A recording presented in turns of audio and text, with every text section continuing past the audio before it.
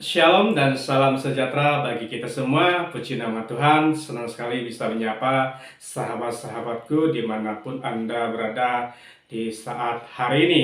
Kiranya sukacita dan damai sejahtera dari Tuhan kita Yesus Kristus selalu menyertai kehidupan kita. Amin. Nah, pada hari ini saya akan menyampaikan firman Tuhan tentang hal mengumpulkan harta. Dan saya percaya di dalam kehidupan kita sebagai manusia pada umumnya pasti ada kita punya kerinduan untuk mengumpulkan harta. Entah itu dalam bentuk uang, entah itu dalam bentuk investasi. Dan yang pasti setiap kita punya keinginan untuk mengumpulkan harta. Tetapi yang terpenting di sini bagaimana kita sudah mapan tentunya ya. Kalau orang yang belum mapan, kalau mau investasi akan nanti susah. Tapi kalau orang yang sudah mapan, biasanya mereka akan berinvestasi. Bisa dalam bentuk rumah, bisa dalam bentuk emas. Yang pasti, setiap orang secara umumnya, saya akan membahas secara umumnya, pasti mengumpulkan harta.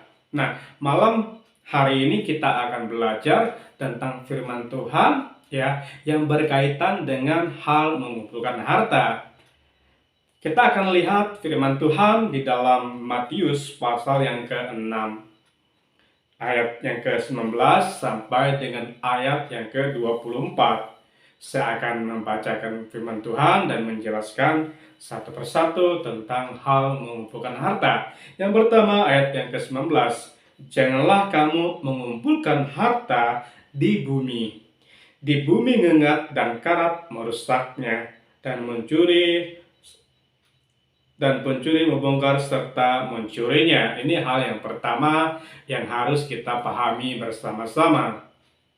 Awalnya saya katakan tadi, setiap orang atau setiap manusia pada umumnya pasti mengumpulkan harta, entah itu dalam bentuk mungkin uang di bank, dalam bentuknya investasi emas, mungkin rumah dan lain sebagainya. Nah, firman Tuhan boleh mengajarkan kepada kita, janganlah kamu mengumpulkan harta di bumi.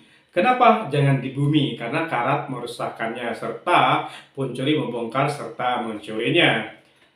Sebagai contoh, firman Tuhan ini bisa kita logikakan dengan pemahaman kita secara langsung. Pertanyaan ini, di manakah tempat kita menyimpan harta yang paling aman di bumi? Saya rasa tidak ada tempat yang paling aman. Mau di bank, mau dalam investasi-investasi yang lain. Semua itu bisa dalam waktu tertentu ada masanya. Kalau misalnya rumah, mungkin bisa dalam waktu 10 tahun, 20 tahun akan rusak.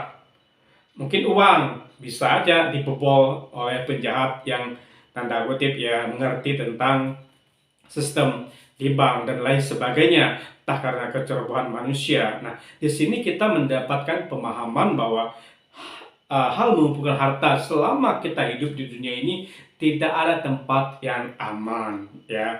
Nah, firman Tuhan mengajarkan kepada kita, seandainya nih kita punya emas nih juga ya, emas ada karat dan merusakkannya, ada masanya juga. Semua yang kita kumpulkan di dalam kehidupan ini punya batasan. Nah, firman Tuhan boleh mengajarkan, mengingatkan kita kembali. Kita lanjut di ayat yang ke-20. Tetapi kumpulkanlah bagimu harta di surga. Di surga ngengat dan karat tidak merusakkannya, dan pencuri tidak membongkar serta mencurinya. Ini kebalikan dari firman Tuhan di ayat yang ke-19. Kenapa kita harus mengumpulkan harta di surga? Karena di sana tidak ada istilahnya kata karat, di sana tidak ada kata pencuri. Karena di surga tentunya orang-orang yang sudah tidak tanda kutip ya mempunyai keinginan daging, atau sudah tidak ada lagi kata di sana itu terjadi seperti halnya di muka bumi ini. Firman Tuhan mengajarkan kepada kita semua bahwa kita belajar untuk mengumpulkan harta di surga. Nah, mengumpulkan harta di surga di sini berarti bukan hanya dalam bentuk mungkin uang saja ya, tetapi saya boleh katakan mungkin di dalam kehidupan kita rajin memberi kepada orang lain. Artinya ketika kita memberi kepada orang lain, setidaknya tanda kutip jangan sampai kita menceritakan kepada orang lain juga. Misalkan kita memberikan kepada si A, lalu kita menceritakan si B, pernah memberikan kepada si A. Nah, di sini yang terpenting adalah bagaimana kita punya pemahaman dalam memberikan kepada orang lain. Kita percaya ketika kita memberikan secara tersembunyi kepada orang lain, Bapa di surga akan membalaskan kepada kita. Nah, harta yang terpenting di surga adalah bagaimana kita melakukan suatu hal yang baik di dalam kehidupan kita. Mungkin di sini dikatakan harta ya, harta mungkin dalam bentuk tadi kalau uang, mungkin emas dan lain sebagainya. Tetapi saya melihat ini adalah kiasan bagi kita semua bagaimana sih harta yang sesungguhnya yang harus kita persembahkan atau kita berikan kepada Tuhan melalui kehidupan kita. Nah, kita akan lihat di ayat yang ke-21 ya. Di sini katakan, karena di mana hartamu berada, di sini juga hatimu berada. Jadi kita akan melihat bahwa tentang harta yang dibahas di atas adalah bagaimana kecenderungan hati kita. Misalnya begini, kalau kita punya uang yang begitu banyak atau punya harta yang begitu banyak, biasanya pikiran kita akan mengarahkan kita ke sana. Arti hati kita juga akan condong ke sana. Misalnya kita punya 10 rumah. Wah, rumah yang satunya aman gak ya? Rumah yang kedua aman gak ya? Rumah yang ketiga aman gak ya? Nah, hal itu mempengaruhi cara berpikir kita. Hal itu juga yang mempengaruhi bagaimana kita memikirkan tentang hal tersebut. Nah, seandainya kita menempatkan hati kita sesungguhnya ya, harta yang sesungguhnya hati kita kepada Tuhan, biasanya condong hati kita akan lebih memikirkan tentang Tuhan juga. Nah, di mana hartamu berada, di situ juga hatimu berada. Artinya kita diajarkan Tuhan lebih banyak mengumpulkan harta di surga, baik dalam bentuk mungkin materi kita, mungkin dalam kebaikan kita, mungkin dalam apapun yang bisa kita lakukan, yang setidaknya tidak untuk kepentingan diri sendiri. Nah, yang saya alami di dalam kehidupan saya secara pribadi ketika ya saya punya misalnya banyak uang, kepikiran, oh uang saya banyak nih, mau taruh di mana kira-kira seperti itu. Banyak bukan arti dalam ratusan juta, kira-kira adalah seperti itu. Nah, kita akan memikirkan, oh secara tidak sadar mempengaruhi sikap hati kita. Nah, sebagai contoh juga saya punya orang tua punya tanah lumayan banyak gitu kan. Nah, secara manusia saya berpikir jangan-jangan orang-orang nanti mengambil tanahnya, mungkin si A, si B, si C, dan hal itu kadang-kadang mempengaruhi hati dan juga pikiran saya. Nah, firman Tuhan boleh mengajarkan kita bagaimana seharusnya kita mengumpulkan harta, karena di surga baik pencuri, ngengat dan karak tidak merusakkannya. Selanjutnya kita lihat tentang hal mengumpulkan harta di ayat yang ke-22. Mata adalah pelita tubuh. Firman Tuhan mengatakan mata kita adalah pelita buat tubuh kita. Jika matamu baik, teranglah seluruh tubuhmu. Ayat 23, jika matamu jahat, gelaplah seluruh tubuhmu. Jadi jika terang yang ada padamu gelap, betapa gelapnya kegelapan itu. Jadi kita mendapatkan pemahaman yang kedua tentang mata. Jadi salah satu harta yang terbaik dalam kehidupan kita adalah mata. Sahabat-sahabatku, kita bisa melihat fungsi mata di dalam kehidupan kita. Selain untuk melihat, mata juga mempunyai fungsi ya. Apakah mata kita gunakan untuk melihat hal kebaikan, melihat hal yang buruk, bahkan dengan mata bisa mempengaruhi cara berpikir kita. Nah, sebagai contoh, kalau kita misalnya membeli barang, biasanya yang pertama yang kita lihat adalah biasanya kualitas barang, dan kedua fungsi barang tersebut. Ya, misalkan kita beli handphone sebagai contoh ya, yang kita lihat adalah kualitas barang daripada yang kita beli dan fungsinya. Jika misalnya harga 2 juta dengan harga 5 juta, fungsinya tidak jauh berbeda misalnya, sesuai dengan kebutuhan kita lebih beli harga 2 jutaan mungkin. Atau misalnya kita sudah punya banyak kebutuhan, mungkin kita lebih butuh 5 juta. Nah, mata ini akan mempengaruhi apa yang kita lihat di sekeliling kita.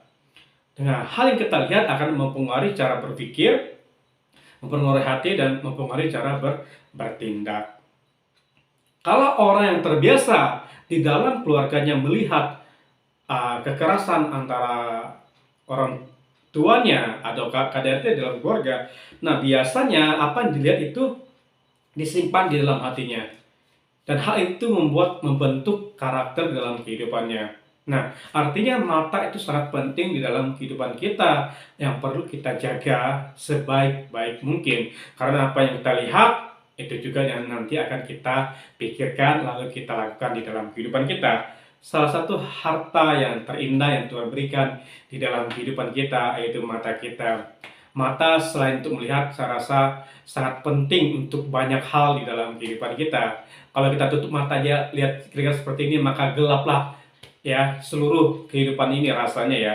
Kita hanya bisa merasakan dengan hati dan kita bisa merasakan dengan berbagai hal. Tetapi yang terpenting di sini adalah bagaimana ya kita menjaga mata kita supaya apa yang baik yang bisa kita ambil, bisa kita lakukan di dalam kehidupan kita. Karena apa? Harus dengan mata. Mata itu berfungsi ya untuk kita melihat kebaikan Tuhan, melihat apa yang Tuhan sediakan di dalam kehidupan kita, walaupun kita bisa merasakan dengan hati. Jadi jagalah mata kita, jangan sampai mata kita tuh melihat hal-hal yang buruk, lalu kita memikirkannya, melakukan di dalam kehidupan kita. Yang ketiga, saya melihat bahwa ya tentang di ayat yang ke-24 ya, tak seorang pun dapat mengabdi kepada dua tuan ya, karena jika demikian ia akan membenci yang seorang dan mengasihi yang lain, atau ia akan setia kepada yang seorang dan tidak mengindahkan yang lain. Kamu tidak dapat mengabdi kepada Allah dan kepada Mammon. Harta yang kedua yang sesungguhnya adalah kita harus satu yang kita pilih di dalam kehidupan kita atau kita menjadikan Tuhan dan juru selamat kita. Di sini kita tidak bisa menyembah kepada dua atau mengabdi kepada dua tuan. Biasanya ya kalau orang mengabdi kepada dua tuan, biasanya tanda kutip ya dia akan mengkhianati satu dan setia kepada satu dan sebaliknya. Artinya mungkin kita akan mengabdi kepada Mammon dan mengabdi kepada Tuhan juga. Jadi harta yang sesungguhnya yang Tuhan ingatkan kepada kita, selain kita mengumpulkan harta ya di sorga, karena apa? Di sorga mengingat karena tidak merusakkannya, serta pencuri tidak membongkar serta mencurinya. Ternyata harta yang Tuhan titipkan di dalam kehidupan kita ya, selain mungkin uang, ternyata mata kita itu sangat penting. Yang ketiga, ternyata harta yang kita yang sesungguhnya percaya kita kepada Tuhan. Tidak mungkin kita bisa mengabdi kepada dua tuan ya. Sebagai contoh, kalau kita punya majikan ya, kalau majikan kita A dan B ya, kalau secara manusia mungkin kita berpikir nanti kalau bos yang A lagi baik kita akan ke sana, bos yang B lagi baik kita akan ke sana, kita akan menjadikan A dan yang B kita akan puja-puja. Nah giliran B nanti begini kita akan jelekin si B dan kita akan memuji yang si A. Kecenderungan manusia seperti itu pada umumnya. Tetapi firman Tuhan lebih mengajarkan kita bagaimana kita mengumpulkan harta di dalam kehidupan kita. Saya percaya kepada sahabat-sahabatku yang dimanapun Anda berada saat malam hari ini, yang terpenting adalah bagaimana sikap hati kita ya kepada Tuhan dalam mengumpulkan harta. Apakah salah kita mengumpulkan harta dalam bentuk uang di saldo bank? Apakah salah kita mengumpulkan harta di dunia yang dalam bentuk investasi? Itu tidak salah. Tetapi yang terpenting adalah bagaimana keberadaan hati kita. Apakah keberadaan hati kita lebih condong kepada harta tersebut? Kenapa? Kalau kita condongnya ke sana, biasanya kita tidak mengindahkan Tuhan di dalam kehidupan kita. Oleh karena itu, sahabat-sahabatku, saya percaya di manapun Anda berada saat hari ini, ketika mendengarkan firman Tuhan yang baru kita dengar bersama-sama, saya percaya biar Roh Kudus yang memberikan pemahaman, biar Roh Kudus ya terus mengingatkan kita semua bahwa harta yang sesungguhnya boleh kita tempatkan di surga. Kenapa di surga? Biar kecondongan hati kita itu terpaut kepada surga tentunya. Kalau misalkan harta kita tempatkan pada dunia ini, hati kita misalnya condongnya ke dunia ini, ya ke mana, di mana hati murad, harta murad dan hatimu juga ada di sana. Nah, Tuhan mengingatkan kita melalui firman-Nya adalah kecondongan hati kita kemana saat hari ini. Apakah kecondongan hati kita kepada harta duniawi atau kecenderungan hati kita kepada harta surgawi. Nah, itu yang terpenting tentang hal mengumpulkan harta. Apakah salah? Tidak salah mengumpulkan harta di dunia, wajib seharusnya untuk kebutuhan kita selama kita hidup. Jangan sampai kita tidak mempersiapkan juga harta dalam bentuk materi, dalam bentuk uang, ya. Jangan sampai kita merepotkan orang lain, tentunya itu merugikan atau itu sangat menyusahkan orang lain. Nah, sebagai orang percaya kita harus bertanggung jawab terhadap diri kita, terhadap kehidupan kita, bahkan terhadap kebutuhan-kebutuhan kita. Ya, kita juga harus mempersiapkan segala sesuatunya. Yang terpenting di sini adalah bagaimana sikap hati kita, ya, condong kemana, harta surgawi atau harta dalam dunia ini. Bapak Ibu bisa dan sahabat-sahabatku bisa memutuskan di dalam kehidupan apa ya yang terpenting di dalam hal mengumpulkan harta. Puji nama Tuhan untuk renungan kita pada hari ini. Kiranya sukacita dan damai sejahtera dari Allah Bapa dan cinta kasih-Nya dalam Kristus Yesus selalu menyertai kehidupan kita. Amin. Tuhan Yesus memberkati.